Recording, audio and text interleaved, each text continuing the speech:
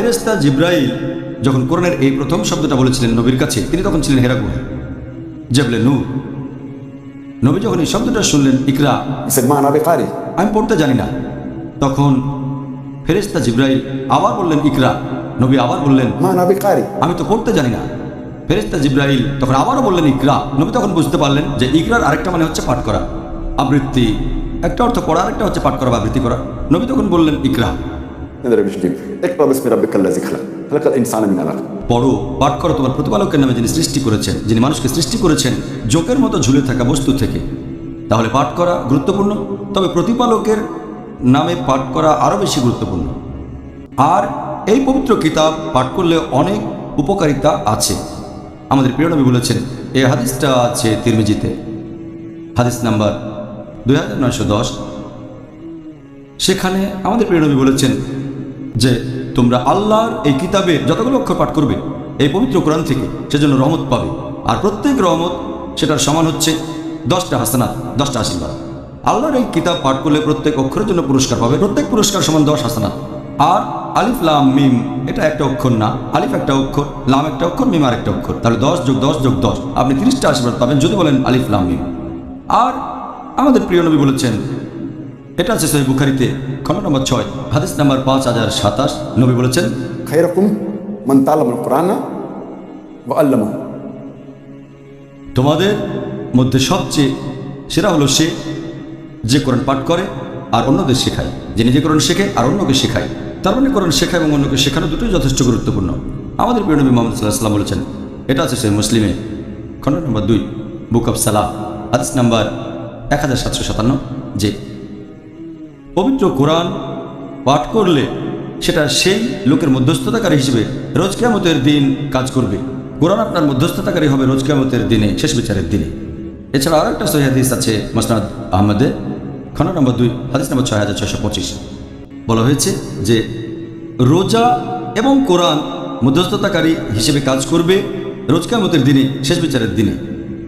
আর রোজা তখন আল্লাহকে বলবে যে এই লোক আমার কারণে বিরত থেকেছে পানাহার থেকে আর আকাঙ্ক্ষা থেকে, তাই আমি এর পক্ষে মধ্যস্থতা করছি। আর কোরআন তখন বলবে যে এই লোক আমার জন্য নিদ্রা ত্যাগ করেছে, তাই আমি এর পক্ষে মধ্যস্থতা করব শেষ বিচারের দিনে। তাহলে কোরআন শেষ বিচারের দিনে মধ্যস্থতাকারী হিসেবে কাজ করবে।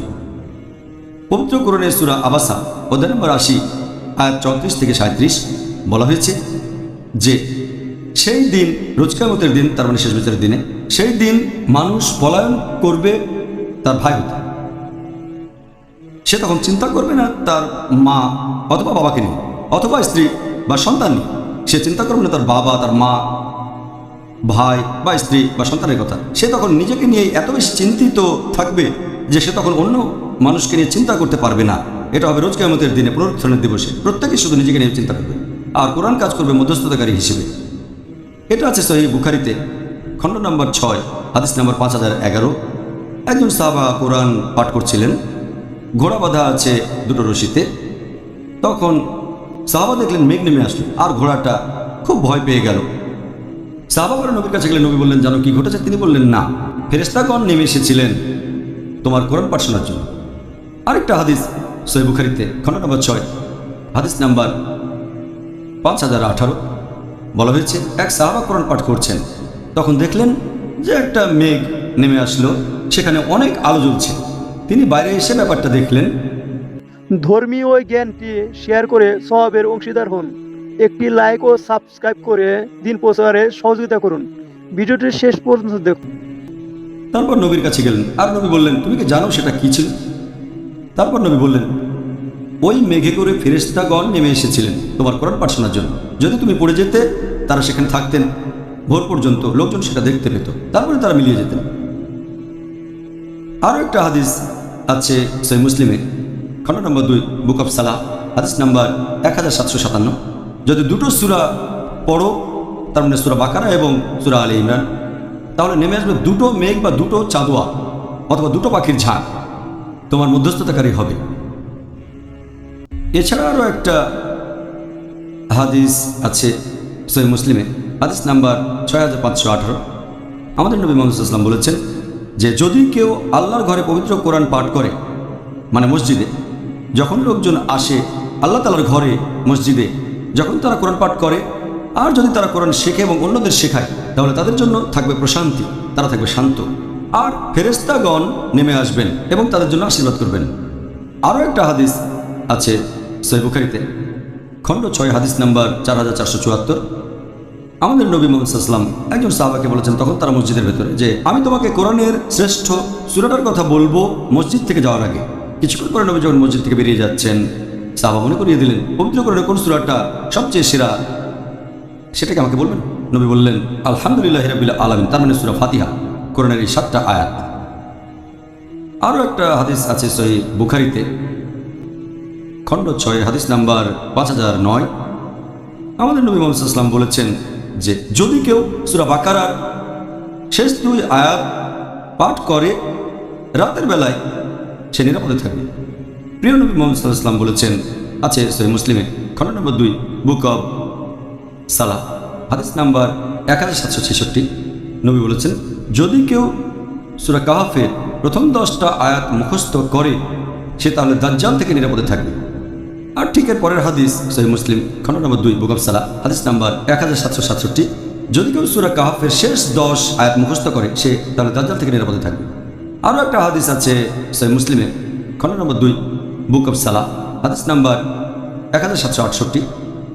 আমাদের প্রিয় নবী মুহাম্মদ সাল্লাল্লাহু আলাইহি ওয়াসাল্লাম বলেছেন যে, হে আবু মঞ্জির, তুমি কি জানো পবিত্র কোরআনের সবচেয়ে শ্রেষ্ঠ আয়াত কোনটা? তিনি বললেন যে আল্লাহ রাসূল সবচেয়ে ভালো জানেন। নবী আবার প্রশ্ন করলেন, হে আবু মঞ্জির, তুমি কি জানো পবিত্র কোরআনের সবচেয়ে শ্রেষ্ঠ আয়াত কোনটা? নবী তারপর পড়া শুরু করলেন আয়াতুল কুরসি। আল্লাহু লা ইলাহা হাইয়ুল কাইয়্যুম লা তাখুযুহু সিনাতুন ওয়া লা নাওম। তারপর নবী বললেন, কোরআনের জ্ঞান নিয়ে তুমি আরও তৃপ্তিকর হবে।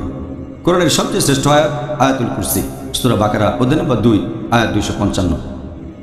আর এটা হচ্ছে সহিহ মুসলিমে, খণ্ড নম্বর 2, বুক অব সালাহ, হাদিস নাম্বার 1774।